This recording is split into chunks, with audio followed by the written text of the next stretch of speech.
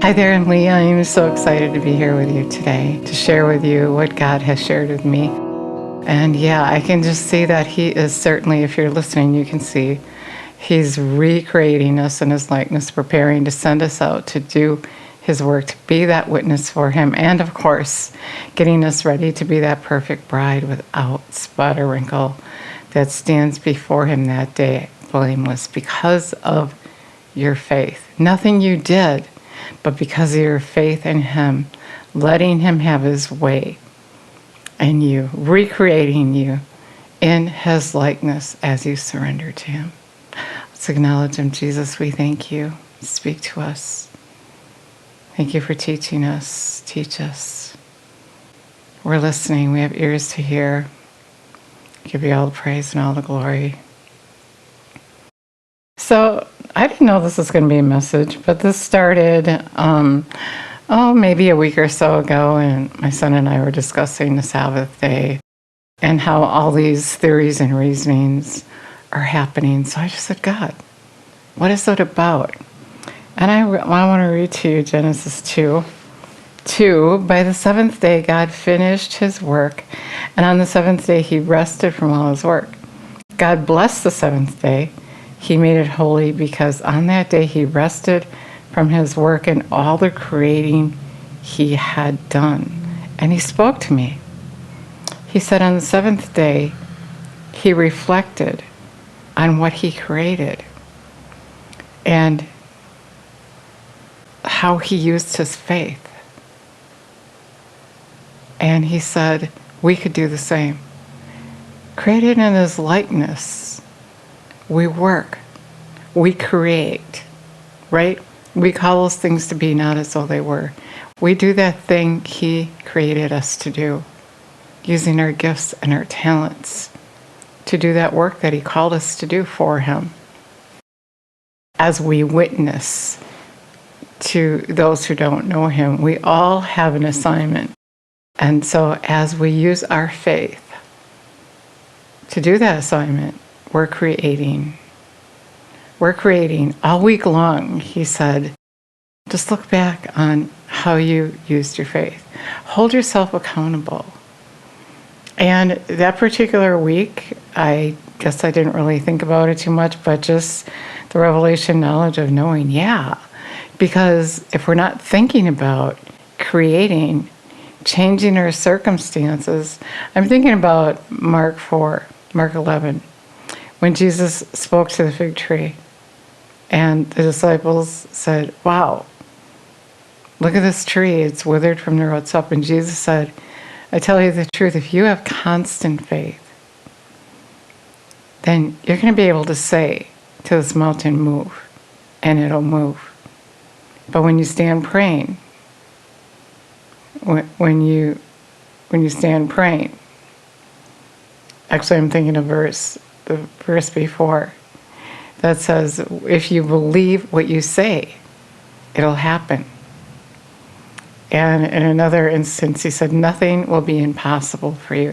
So recreated in His likeness, created in His likeness to do His will. We've been talking about stopping storms. We have authority. He gave us His authority to do His will. All power and authority has been given unto you. Now you go and you do what I was doing. So the recreative miracles that we copy Him in by calling those things to be not as though they were, that believing that impossible thing to come to pass. Believing, speaking, and doing. Faith without action is dead. And so to hold yourself accountable. And before I sat down here, I thought about I got this new kitten. And he stopped eating, and he was just like flopping all over the place. And I didn't rush off to the vet, although I felt an urgency, that fear that the enemy brings on. And so I started calling it, and I started asking him, what's wrong with him? And actually, he showed me an area in my life that I was disobedient. So me calling those things to be not as though they were wasn't working. And so I fixed that. And the very next day he was better. And then the next day he was better yet. And he continually had gotten better. And this happened twice. And I believe it was my disobedience. I didn't realize I was being disobedient.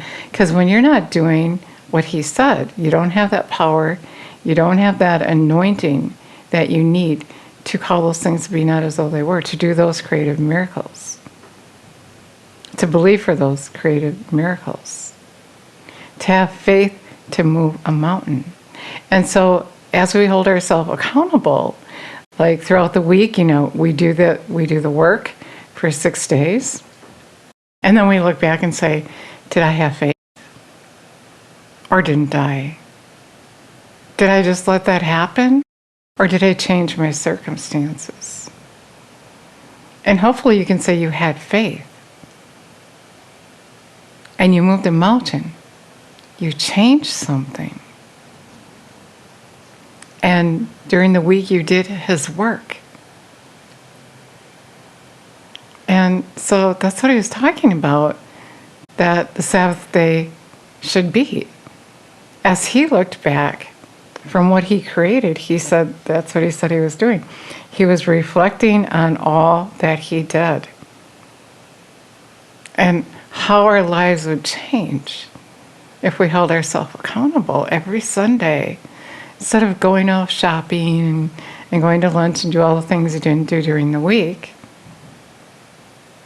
what about taking that day to meditate, reflect on what you did by faith all week? To hold yourself accountable, to make sure you're ready when he comes. Not to say you can't have a day to do those fun things that you love to do, but just the whole idea of what he's saying it's about. I think it's cool. It's amazing. Because then we're not going to be thinking about what is and just since you have a whole day that you don't do anything, sometimes that can go backwards and not be so fun, and maybe you're bored or whatever that may be, but to reflect on what you did all week after week. Hold yourself accountable for have used your faith. Maybe even keep a little journal of it. And just sit down with him and maybe have him point something out. I know he does that for me, and he spoke to me, and for some reason I didn't do what he said. I didn't use my faith to do what he said. We need to hold ourselves accountable. We need to look like him and be like him and do what he did. And not just think that only he can do it. When I listen to music, when I listen to worship songs, we sing things like, he can move a mountain. But he said, we can move a mountain. But we're not. Because we're not thinking of ourselves as to be like him. We think that we can't do it. But he's saying we can do it because he's in us. That's why I kept saying, oh, you have little faith.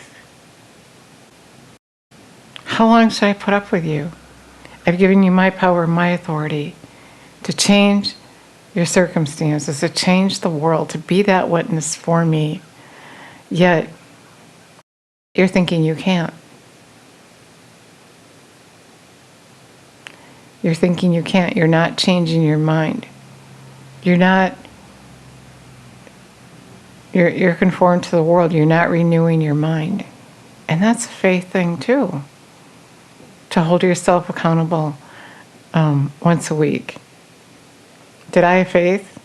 Or did I just think what I saw? We were made in his likeness. And he said, go do what I was doing. You're going to do what I was doing and even greater things. But are we sitting around waiting for him to do it? Are we saying, when, God, when, why, God, why? When he's saying, you take over, you make it happen with your faith. So I think it's an exciting message, and it's encouragement to remind us that it's not him only, but because we're his children, he's given us the keys to the kingdom. We can move the mountains, we can cast out demons, we can lay hands on the sick. I get excited when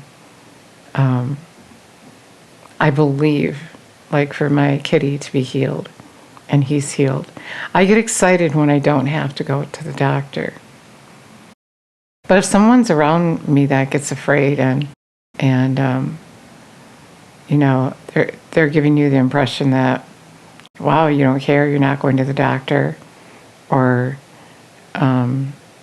whatever it is that you're not doing that they would do, I get a little uncomfortable, but I always press through to what I know is true. And I'm always excited and happy that I did that, to be able to see what God would do. Not only that, just because he knows I'm listening and I reach out to him and I ask him questions. I ask him, should I or shouldn't I? Because I hate it when I do something and then find out I shouldn't have. But not that we can't make mistakes or anything, but, you know, especially if I have to undo something I did and it takes time and energy, I don't like to do that. But anyway, just this morning, he told me something that was going to happen and how I needed to change my arrangements that I had because it wasn't going to work out. And so I did that, and I just praised him for telling me things to come. Which reminds me, he's telling us he's coming to get ready to be his witness, to move the mountains, to change our circumstances, to show his power, to show his glory. Not to call ourselves Christians and not have any of his power in our life. And that happens from our disobedience. I would have felt sick if I would have had to take my kitty to the vet